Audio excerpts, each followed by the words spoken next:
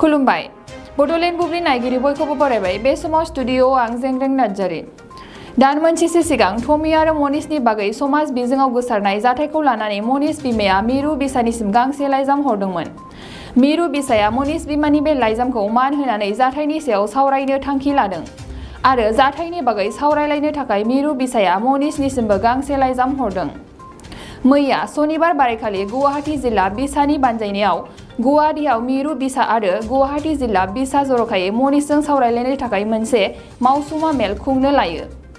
नाथाय बे जथुम्मायाव मनीषआ मिरु बिसानि लाइजाम हरनायखौ जेबो बेसेन होनाय नुनो मोनासै आरो जेबो खौरांबो हरासै।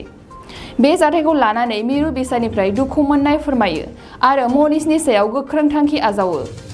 मेलनि थांखि बादियै बिसानि मोनफ्रोमबो आयदानि महरगिरिफोरखौनो आर सानजारां एन्टारटेनमेन्ट एबा मनीषनि प्रडाक्शननिफ्राय थिखानाय गैयै समसिम गोजानाव थानो थाखाय खावलायनाय जायो। लोगोसेयैनो सोरबाफोर मिरु बिसानि बे आयेनखौ सिफायनानै बाहागो लाहैयोब्ला बिथांनि सायावबो गोख्रों राहा लानाय जागोन होननानै मिरु बिसानि आफादगिरि बिथाङा खौरांगिरिनि सिगाङाव फोरमायो। मख'जाथावदि बे मेलाव मिरु बिसानि जानानै आफादगिरि नेरसोन बर', गाहाय नेहाथारि गुरु पबित्र बर', सपन कुमार ब्रह्म, पंकज लाहारी, जिजास केरकाटारि आरो गुवाहाटी जिल्ला बिसानि जानानै आफादगिरि कनकसा बर', नेहाथारि बुकुल मोसाहारी लोगोसे जिल्ला आफादनि माखासे सोद्रोमाफोरा बाहागो लाना मा फोरमायखो आबुङै मिथिना लानि। गुवाहाटी जिल्ला बिसानि हेफाजाबाव मिरु बिसानि मोनसे हरखाब सिथुमनाय मेल जानानै थाङो। बे मेलावहाय जोङो मोनसे आयदा लानानै सावरायनाय जादोंमोन। बे आयदायानो जाबाय आर सानजारां प्रडाक्शननि प्रपाइटर मनीष स्वर्गियारिनि बिथांनि सायाव रायज्लायनाय, बिथांनि सायाव जोङो थांखि लानाय। नाथाय बिथांखौ जों लिंहरनाय जादोंमोन लेखा होनानै, बिथाङा सफैनो हायाखिसै। जों बे सफैयैनि थाखाय जिहेतु जों बिसाया बिथांखौ मान सनमान खालामनानै जों लिंहरदोंमोन, जोंखौ मान सनमान खालामाखिसै। जों दुखु फोरमायबाय, बिथांनिसिम जों दुखु फोरमायनायखौ हरबाय। दा हक जोंनि बिसायाव जा रुल्स दं, जा प्रिन्सिपल दं, जा माने सिस्टेम दं, बे हिसाबैसो बिसाया दिनै माहारिनि गेजेरावहाय सावथुन मुलुगाव खामानि मावनो थाखाय मोनसे आफाद हिसाबै जादों। दा बेखायनो बे आफादनि थांखिनि गेजेरजों जायखिजाया प्रडिउसारानो जाया मानो, आर्टिस्टआनो जाया मानो, जा प्रडाक्शनफ्रानो फैया मानो, बे प्रडाक्शनफ्रावहाय जोंनि बिसानि सोमोन्दै गैजायै बा अरजाथावै बायदिसिना खामानि जायोबा बेखौहाय रायज्लायोबा बेखौ जोङो इनिसियेटिभ लायो। दा थिग बिदिनो मनीष स्वर्गियारि बिथांनि बे आर सानजारां प्रडाक्शननि गेजेरजों माखासे समाजाव अरजाथावै खोथा बाथ्राफ्रा बेरखांनायनि थाखायनो बिथांखौ स्पेसिफिक मोनसे साबजेक्ट लानानै बिथांनि सायाव रायज्लायदोंमोन। नाथाय बिथाङा नुजाफैनो हायाखै। बेखायनो जों बिथांखौ जोंनि बिसानिफ्राय मोनसे डिसिसन जों होनाय जाबाय।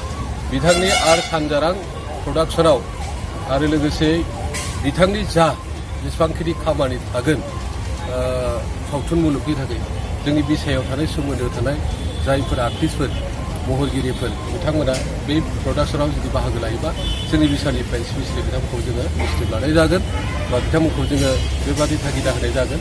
आरो दिनैनिफ्राय जों क्लियार खालामनानै होबाय बे प्रडाक्शनाव आर सानजारां प्रडाक्शन मनीष स्वर्गियारिनि माने प्रडाक्शनावहाय जाहाथे जोंनि महरगिरिफ्रा बाहागो लानो मोना, बेखौ जोङो जोंनि बिसानिफ्राय क्लियार खालामनानै होनाय जाबाय।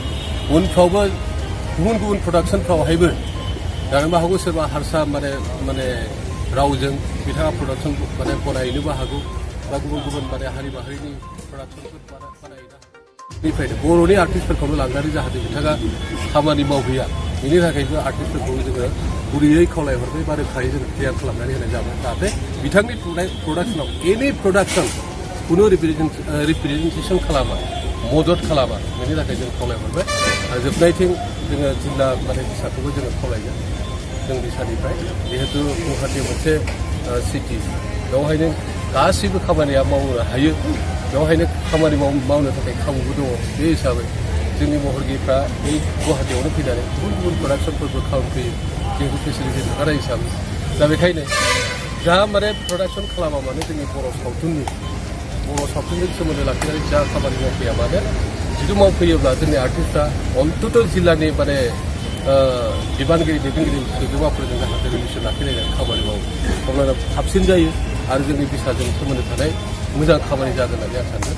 दा बेबादि परिबेकखौ जोंनि माबाखौ माने समखौ जाहाथे लाना फैनानै आं जिल्ला माने आफादखौ गुरैयै खावलायहरबाय। जोबनायथिं बेखौनो आं खावलायनो लुबैबाय, जोंनि मोनफा मोनफा खामानिफ्रा बेबादि थायो। सोरबा ससियेल मिडियायावहाय दिनैनिफ्राय हयथ' गोबां खोथाखौ बेरखांहोयो जे जोंनि बिसानि सायावबो माने गाज्रि माने बुंथिफोरखौहाय होनाय जायो जोंहा बुंनांगौ खोथा गैया मोजांखौ बुंनायाव जों जेब्लायबो बिथांमोनखौ जों साबायखर बावगोन गनायगोन खिन्थु गाज्रिखौ जुदि बुङोब्ला जोंबो जों सावरायलायनो गोनां मोनसे माने हाबाफारिया थायो बिसानि गेजेराव दा बेखायनो जोंनियावबो गोरोन्थि थानो हागौ निस्सय बिसानि गेजेरावहाय गोरोन्थि थानायफोरखौ जाहाथे जोंनि माहारिनि जेसेबांखिनि हारिमुखौ मोजां मोनग्रा मानसि सुबुंफोर बा बे बिसाजों सोमोन्दो लाखिनानै खामानि मावबाय थाग्रा सुबुंफोर जोंखौ मदद होग्रा सुबुंफोर बिथांमोना जाहाथे जोङो मोजांखौ खामानि मावनो थाखाय सुबुरुन होयो थुलुंगा होयो आसि देखायनानै होयो जोङो बे माखासे माहारियाव गेना गोरोन्थि थानाय बा बिसायाव जोंनि मावनो गोनां माखासे थाबावनाय हाबाफारि जाहाथे जों मोजां रोखोमै खामानि मावनो हायो बेनि थाखाय जोङो गुबैयै माहारिखौनो जों खावलायबाय आरो जोबनायथिं आं बेखौबो दिनैनि बे हाबाफारिखौ जाफुंनायनि थाखाय साबायखर बावनानै बे